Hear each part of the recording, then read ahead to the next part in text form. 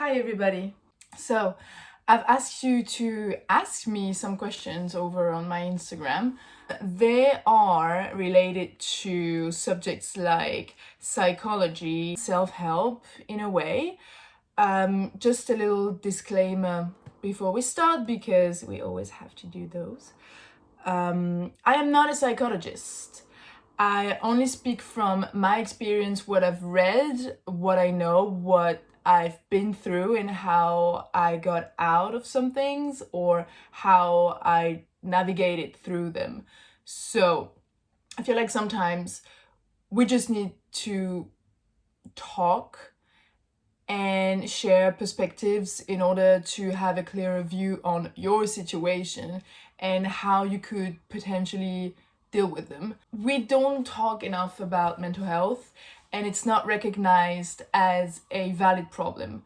Throughout my life, I've heard people close to me tell me that everybody's got mental issues or, some struggles regarding their mental health, and it's absolutely true. When you have people close to you tell you that, yeah, everybody's got problems, and that's just how life is, I think we're not dealing with the problem. We're forgetting that being sad and uncomfortable in your life, in your mind, is not normal. Of course, we deal with a lot of different things, but it's not normal to feel bad, and I'm saying constantly bad. Let's start with the questions. The first topic will be growth and anything that belongs to the personal realm. So, first question is, how did you feel when you were a child and a teenager? Starts well. So, I've had a very, very difficult teenage life. Not so much childhood. I've always been the quiet kid. I didn't want to be bothered. I didn't want to be stressed, and although I was social, it was essential that I had alone time. I was really curious and asked why all the time. That was my big word, why, because I needed to understand everything. As a teenager, things got trickier because I was in several toxic relationships with best friends. The people that I chose obviously were not good for me and didn't want me to be happy, and I was bullied and had a terrible teenage life from, I think, age 11 till 16. I had, episodes of depression that nobody knew how to deal with. As a child, I was happy on my own, and as a teenager, I was unhappy with other people. How do you deal with comparison on social media? This is one of my favorite topic. It is very easy to feel bad about yourself when you scroll several hours a day on social media. What helped me, guys, by the way, if I'm sweaty, it's because there's a heat wave right now in Paris and I'm melting. Remember that this road of yours, this life of yours, is yours only, and other people are on a different road. I think everybody's task is to understand what you want, what you need, what you like and what you don't like, and what you don't need and what you don't want, obviously. And once you know who you are, what you enjoy in life, who you are on the inside, it's less, you fall less into the trap of comparing yourself. Because when you're sure of what you want, other people's life cannot really impact yours. They're chasing different things. Somebody that has been in a relationship for 10 years might not display the troubles that occur in this relationship, and there are many. If somebody has a dream job, that doesn't mean that you could even be able to live a happy life having that job. What you see is what other people are chasing. Doesn't mean that 1, they're happy, 2, it's the truth, and 3, you would like it. Doesn't mean that at all. The people you envy the most might be also suffering from a lot of insecurities. However you look like, it doesn't define who you are. It doesn't define how good of a friend you are. Beauty is so subjective. When you say, oh, she's so pretty, how am I not this pretty? I will never be this pretty, blah, blah, blah, blah, blah. At the end of this talk with yourself, was that useful? Can you, does that lead you anywhere beside hating yourself? Does that, what solutions can you see? I sometimes look at other people, I'm like, oh my god, she's so pretty, but I think I've gone past that time where I would be, oh, she's so pretty, therefore I'm not pretty, or I'm not pretty enough. And that didn't help. She's so pretty and I'm who I am, and that's just enough. When we start maybe celebrate people for who they are and how, other people, let's celebrate other people's successes, other people's body types, however they are. Why do we have to be all the same? Why do we have to look the same? These are all questions that I invite you to ask yourself whenever you feel threatened by something you see on social media. How do you deal with regrets? Regrets. What is a regret? Regretting something is when you feel like you've missed out on something, maybe an action that you should have taken, maybe something you should have done, maybe something you should have said, a path you should have taken when the opportunity was there. I would say, first of all, if it's already done, if it's already not done, forgive yourself for not doing what you should have done. Forgive yourself. You did at the time what sounded the best for you, what was the best solution at that time. Maybe you were still afraid, not ready for anything that came your way, and it's okay. If now you're experiencing regrets, maybe there's one option. Is it fixable? Can you talk to that person if you haven't done so, even though it's been years? If it's a breakup and you remember things that you should have done, maybe it's a fight with somebody, a family member, and you feel like you should have said something, you should have done something. It's never too late. And if it's too late, I'm thinking in terms of loss, grief, forgive yourself and make peace with the things that you haven't done. Nobody's perfect and you couldn't know. So there's no reason, there's no use suffering for the rest of your life because of something that happened, whether you're responsible or not. I'm somebody that would rather do instead of not do and then regret. I'd rather do and fail than not do. And I think life is also about that. You want to live to the fullest. You want to experience a rich life, and life is meant to be lived, and that implies risks and failures and errors. You can do something and it turns out so bad, but at least you've done them. And if it's fixable, fix it. If it's not, life, that's just the way it is. You gotta do it. You cannot live your life sheltered somewhere.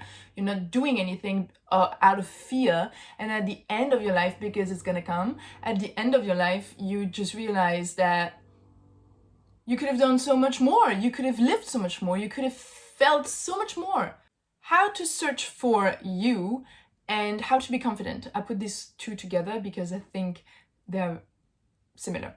How to be confident. You will be confident and sure of yourself once you know who you are. By now, I know more about who I am deep down, and I'm not afraid of it and I'm not ashamed of it anymore. Whereas in the past, I was confused with the many sides of me. Go into your past, go into your memories, and picture yourself as a kid, 5, 6 years old.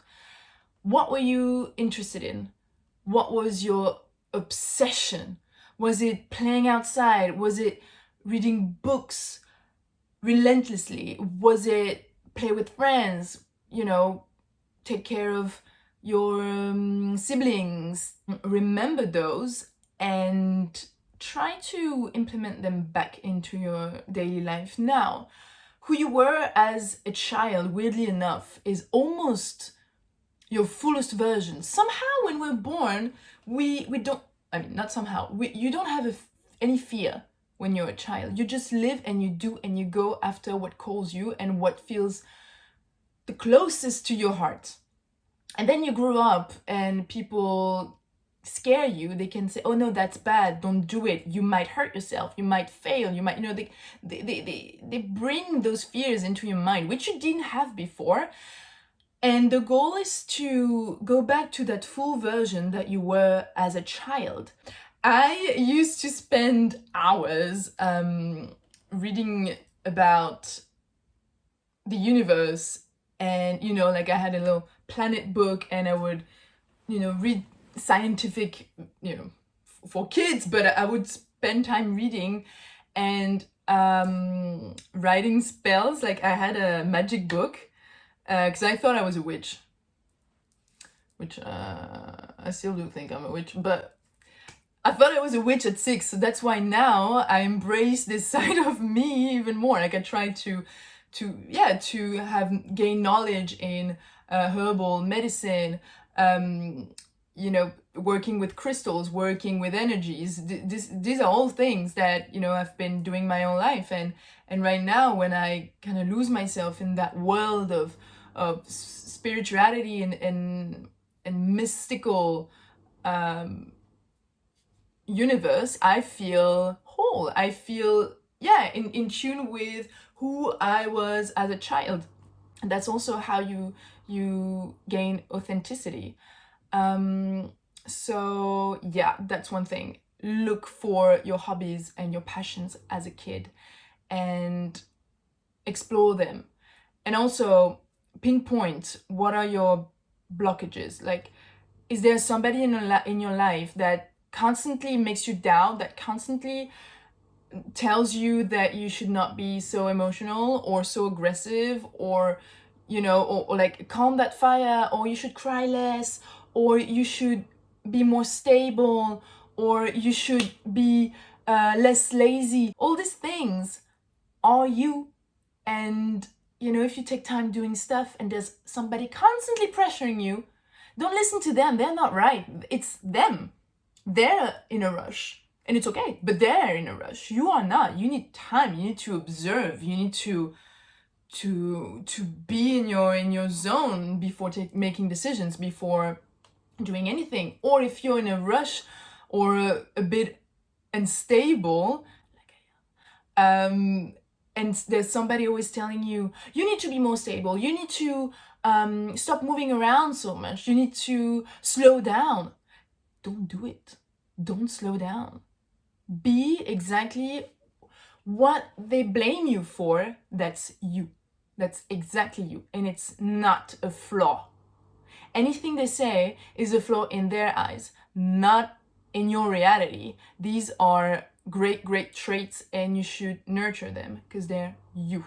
So chase that. Relationships. Oh, I like that one. So, how to be sure of the partner you chose, knowing that you could potentially meet someone better in a bigger crowd. I remember the question was more like, okay, I live in a village. What if I find somebody in a crowd of like 100 people? How can I be sure that this person is the right match or the best match for me, knowing that in a bigger city, I could meet so many other people and potentially found a better match? The main thing to look for is how much you clash. How much does your worldview clash with your partner's? Before choosing a partner, I would say you need to focus first on if they respect you, if they are willing to communicate with you, and if they do not abuse you. So once that is settled, then you go on to the next one, which is values. How do you consider life? How do you expect life to be lived? How do you see yourself in the future? Do you want kids? Do you all these questions. Once this is done, there will always be problems in a relationship, stuff that could be better. Of course, you find somebody and it's going well. Someday they do something and you don't agree with them, you don't agree with the way they do stuff, and yeah, well, it's gonna happen. Like, if you think about it, how can somebody outside of you, first of all, be so good for yourself that there can't be any clash, there can't be any friction? It's impossible, because there are frictions within yourself to begin with, and you're the closest person to yourself. You're your best match. Let's start with that. You are your best match. Somebody that comes into your life, they have to understand who you are, or at least understand your language. Not necessarily speak it, but understand it.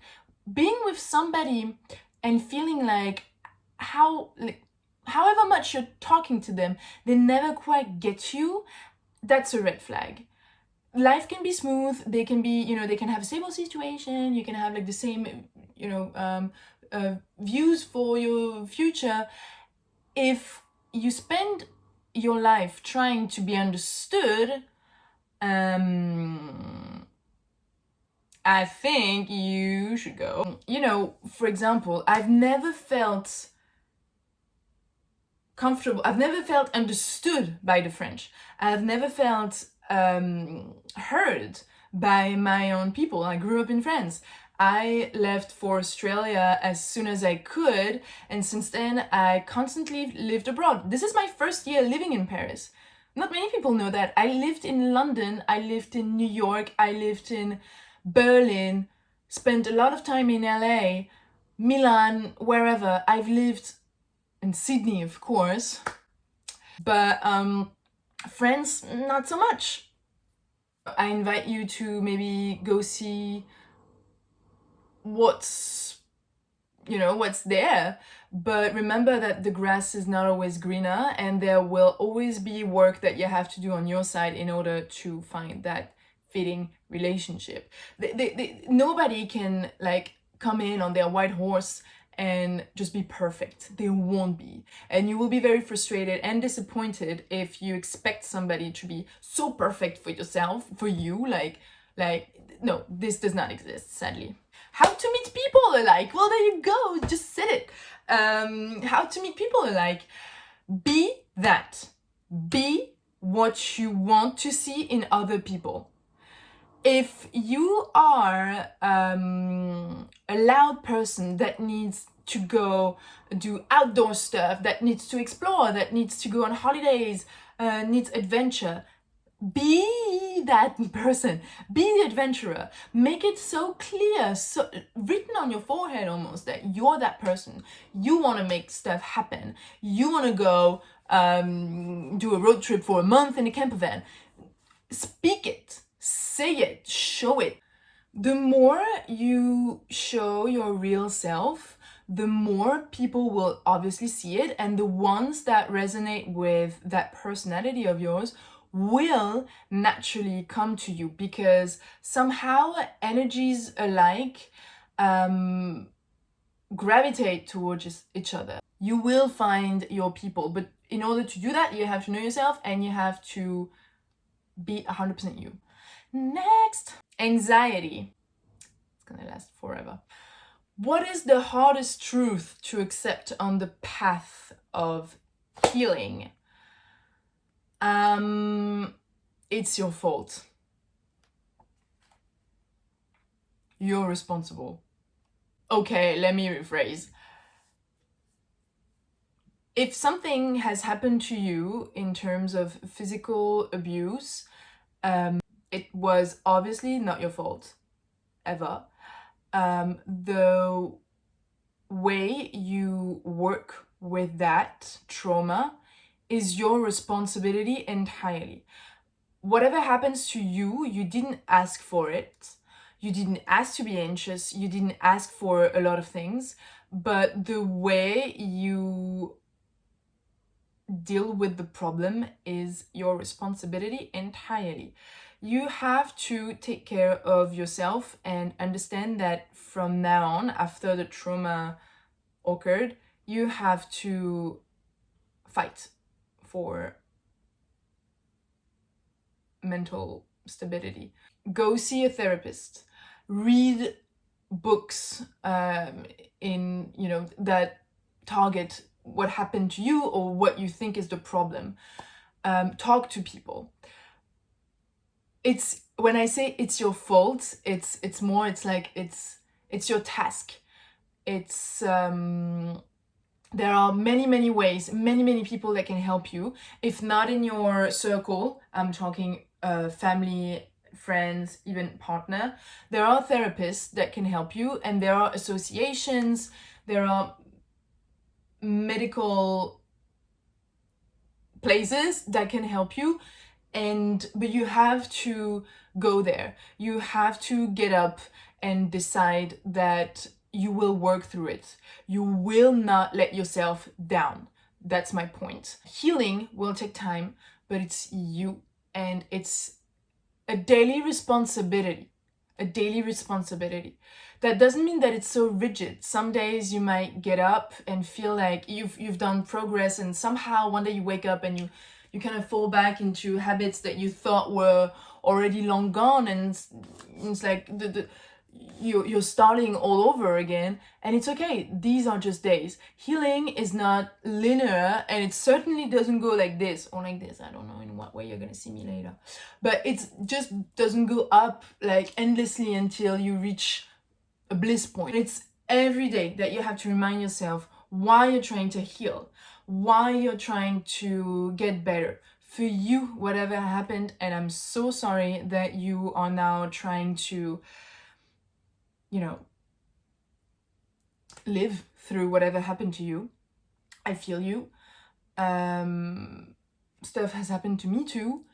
And every day I'm choosing to not let myself down. It makes you feel closer to yourself. It makes you feel like you've got your own back. And that's the truth, the one truth that there is. You've got your own back. And people can help you along the way. How do you notice when your mental health is going downhill? Very interesting. I start to feel restless. I start to feel like there's something wrong, like this underlying anxiety that starts to strike. For me, anxiety will be the first to fire up. Less willing to talk. I will retreat slowly back into my den. Start listening to your body. Start listening to how you breathe, how your body feels like. Do you have little health issues that starts to happen? Like, do you have a headache that won't go away? Do you have chronic pain somewhere?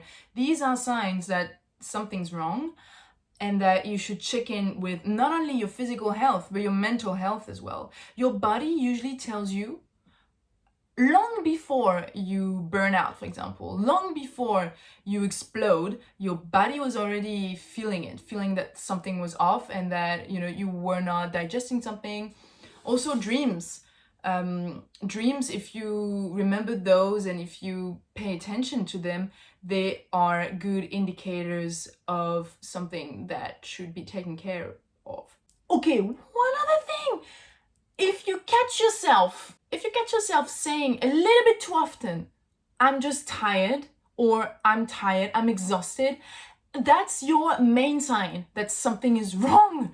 I see so many people, whenever somebody tells me I'm tired, and they kind of, sweep that under the rug of work and blah blah. This is something. It's time you relax. It's time to check in. It's time you stop. Okay, next we have dreams. Have you had a dream that played out in waking life? Yes.